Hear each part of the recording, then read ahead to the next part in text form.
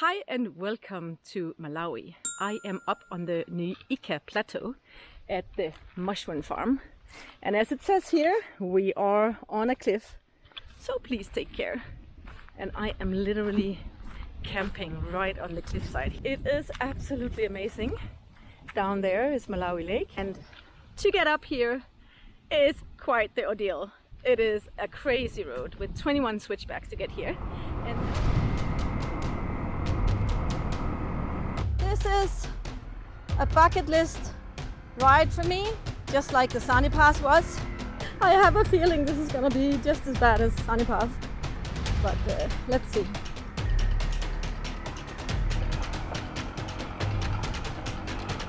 And those 21 switchbacks I did yesterday, together with this guy, Marc Maters. Hello. Hello, from Holland.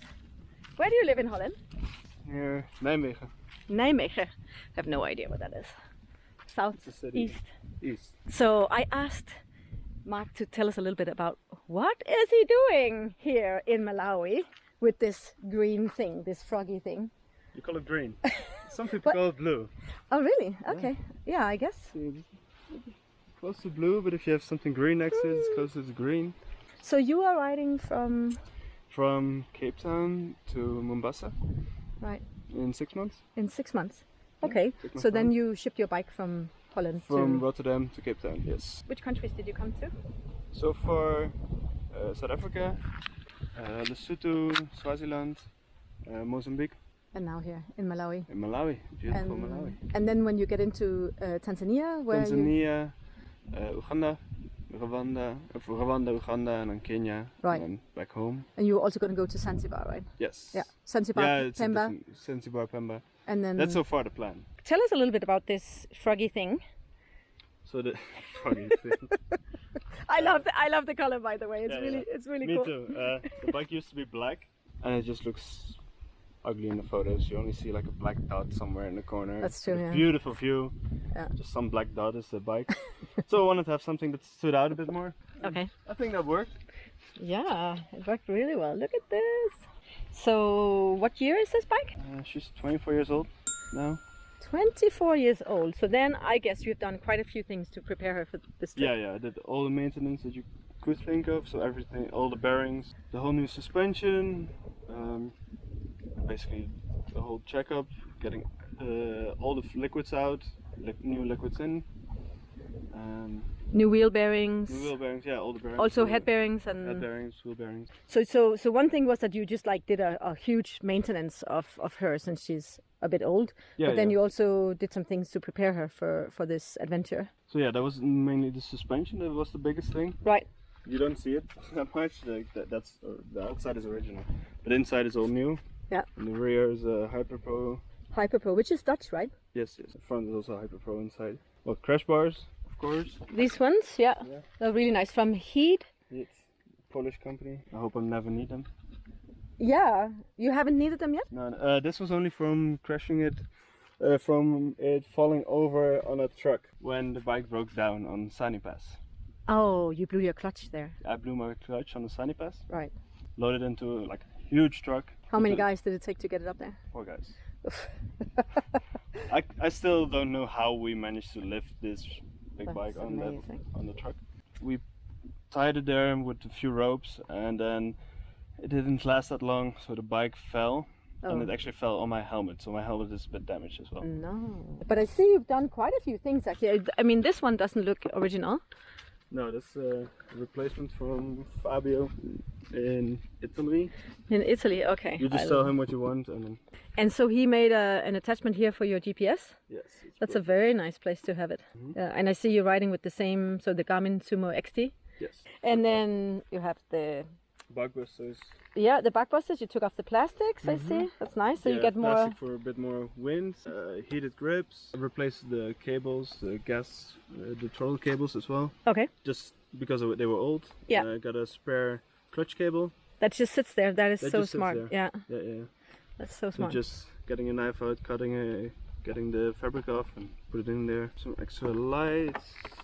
Okay, so let's have a look at them. They sit right here. Yeah. They're pointed quite outwards. Ah. So when you make a corner in the dark, you can look into the corner. That is very smart. And actually, the way the indicator sits on your bike, they're a bit protected if you crash. Oh yeah. Which is quite cool. Mine sticks out quite a bit. Yeah. So there's a big risk of them. Yeah, the indicators on the back, I replaced those. So they are new? Yeah, the original ones, they were like this wide okay. and just bouncing around. Okay. This looks a bit more modern and is tucked in.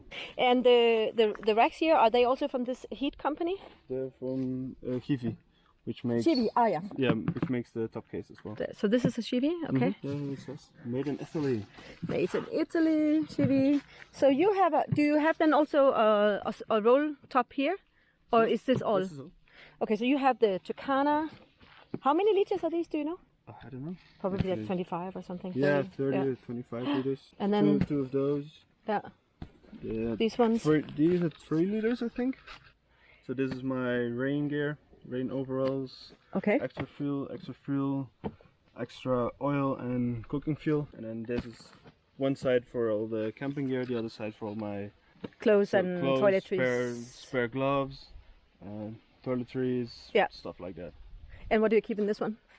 My day pack.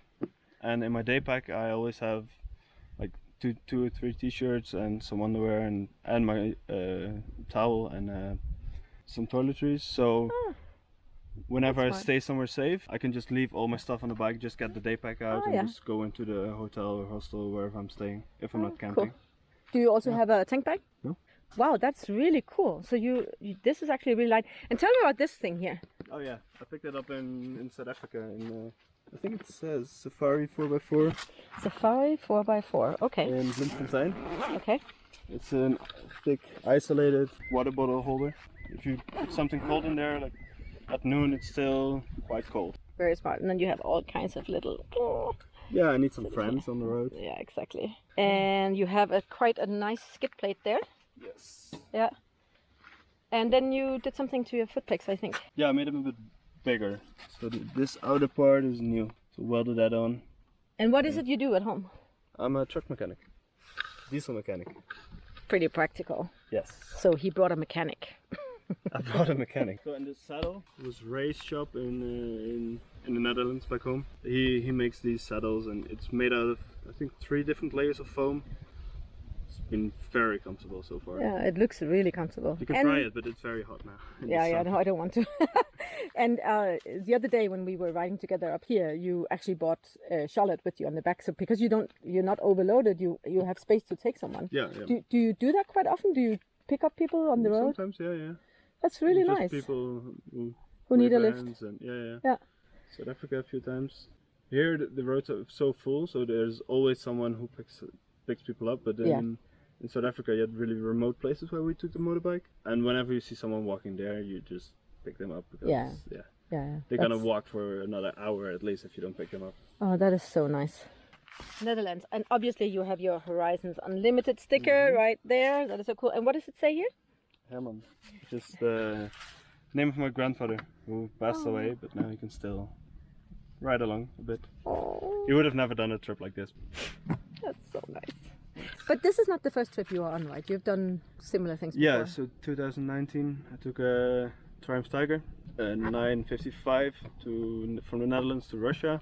Spent a few months in Russia, which was amazing. The biker community is great in Russia. Okay. And Azerbaijan, Georgia, and believe it or not, I was a bit sick of driving the motorbike when I was in Georgia. So I flew to Iran. In Georgia I had a bit over a day to buy a backpack and to buy new shoes and to buy lots of stuff to get me ready for backpacking in Iran. And then flew back to Georgia, did the whole Georgia tour, Armenia, Turkey for another month, and then drove home. Oh wow. Was that your first big trip or? No, I did a backpacking trip. Right. So you have travel experience in that way, yeah. Are there things that you feel that you've learned that you bring with you when traveling now in terms of like you as a person that helps you on the trip? Yeah. What you would learn you say? how rich we are back home. Okay, that's a good point. Yeah. How easy stuff is. Yeah. How kind people are all over the world. Right. You find good people everywhere. Doesn't matter what the press say or whatever. Just you find good people everywhere. So you haven't had any problems or? Nothing worth mentioning, no. Right. Wow. Probably Mark and I are going to cross into Tanzania one of these days. I'm not really sure we're going to do it together. We've got the freedom and we Exactly. can do whatever we want. Yeah, that's what's so cool when you meet other bikers, that sometimes you can just go with them a few days and then you split up whenever someone's ready to go. Thank you so much. This was amazing. Good luck on your trip. You have how long now? I've got 3 more months left. 3 months. Roughly. Okay, so you're halfway now. Okay. Yeah. So I hope you enjoyed this video with Mark from Holland and his froggy bike. That's what I mentioned, because he doesn't give it a name, so now it's the frog. I hope you enjoyed the video, and I'll see you in the next video. Ciao.